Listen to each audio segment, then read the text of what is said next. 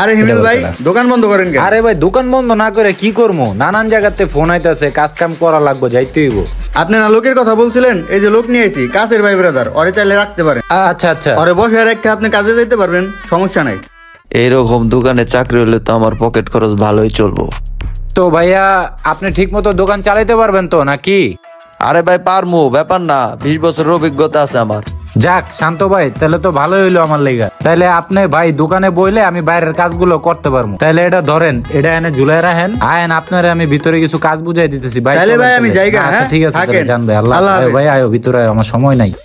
হ্যাঁ আইছে আমারও বুঝাইতে, আমি যা বুঝি হ্যাঁ তো আর তা বুঝে না। যাই দেখি কি কয়। কই গেলা ভাই, তাড়াতাড়ি আসো। কি অবস্থা রবিন? এই তো ভাই ভালোই। পোলাটার কোনো খেয়ালই নাই, কি একটা অবস্থা, দোকানের মালামাল সব অগোছালো। যাই আগে বহি দেখি কি হিসাব কিতাব করে রাখছে। ওর তো কোনো খেয়ালই নাই যে আমি আইছি দোকানে, ও এখনো ভিডিও গেমস নিয়ে ব্যস্ত। মাত্র এই খাতাটা ধরছে, আল্লাহ জানে হিসাব গোলমেল হয় নাকি বুঝতেছি না। যাই হোক